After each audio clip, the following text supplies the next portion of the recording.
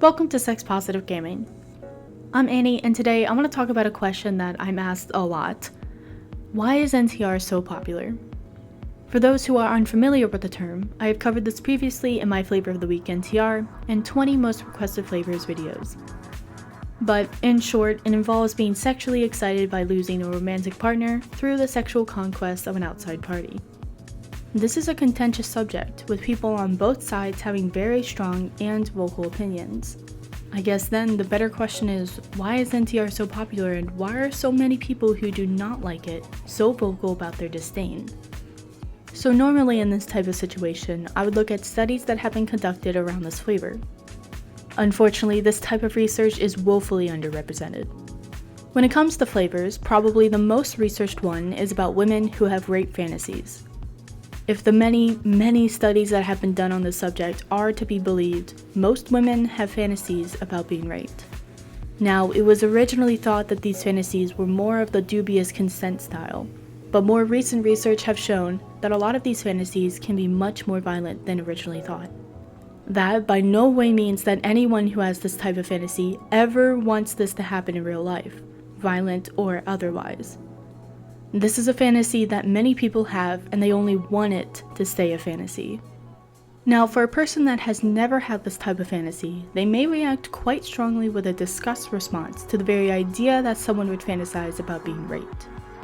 Most platforms like Patreon, YouTube, and basically anyone beholden to Visa and MasterCard are currently culling this type of material from the internet in a massive digital book burning that started around 2016. Now, I've already made my position clear that keeping adults from having healthy flavor outlets will only increase sexual violence, but in this situation, it is actually much worse. Studies have consistently found that survivors of sexual assault with PTSD commonly use rape fantasies as a method of coping and healing.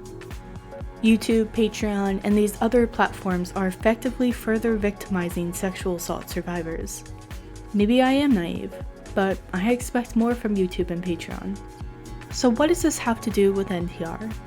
Well, NTR is incredibly destructive in real life, like rape is. Like women who fantasize about being raped, a person who fantasizes about seeing their loved ones stolen from them through the sexual conquest of another would never want that to happen in real life. So like a person who doesn't enjoy fantasizing about being raped may have a strong disgust response to the idea that people fantasize about being raped. Many people who don't enjoy NTR may have a disgust response to the idea that people fantasize about NTR. In both cases, no one fantasizing about these things would ever want to see that in real life. I think that maybe those people who have a disgust response fail to see that truth, and by trying to help through condemning the flavor, they may actually be making things worse. While this may help answer why is there such a strong negative response to NTR, what about our initial question? Why is NTR so popular? There's a lot of research that looks into generalized male sexual fantasies, like this one. The influence of fantasy proneness, dissociation, and vividness of mental imagery on males' aggressive sexual fantasies. Basically, it's fine for women to fantasize about things, but when men fantasize about the exact same things, they are obviously a threat to society.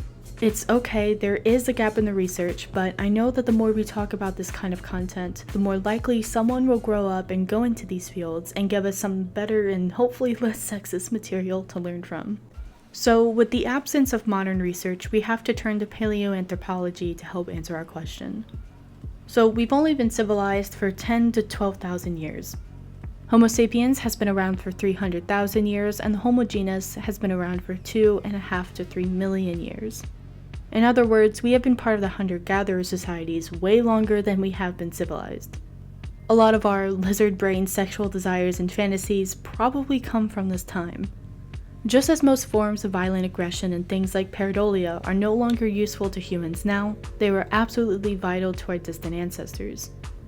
There are so few hunter-gatherer societies left, and they have been permanently altered by their interaction with the rest of the world. But we can look at the research we've learned from chimpanzee societies to give us a better idea about how ancient hunter-gatherer societies may have been like. In chimpanzee society, the alpha males tend to get greater access to females. But what research has shown is that beta males seem to successfully reproduce much more than we thought that they would. While our work confirms that male rank typically predicts male chimpanzee reproductive success, other factors are also important. Mate choice and alternative male strategies can give low-ranking males access to females more often than would be predicted by the model. What if NTR is an evolutionary adaptation of one of these alternative male strategies? Imagine a hunter-gatherer group size of 20 to 50 people. Most of the women will be grouped with the alphas. Now, most of the other males will not have easy or consistent access to females. Their being sexually excited by the alphas mating with the females can actually be beneficial to the tribe. There is less internal conflict, and this sexual excitation means that they may be more willing and able to procreate when presented the opportunity, such as when there is a fight over dominance between alpha males.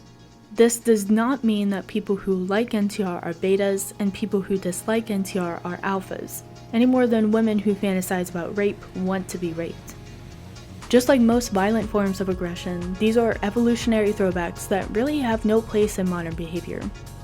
When given the proper outlet, desire does not define who we are. Again, this is why healthy outlets for aggression and sexual desire are so important to reducing all forms of violence, sexual or otherwise.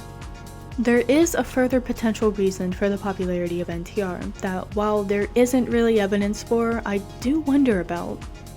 Just as the data shows that some women with PTSD from sexual trauma fantasize about being raped as a coping and healing mechanism, I wonder if some of the people who enjoy NTR are themselves trying to cope with PTSD from a previous relationship.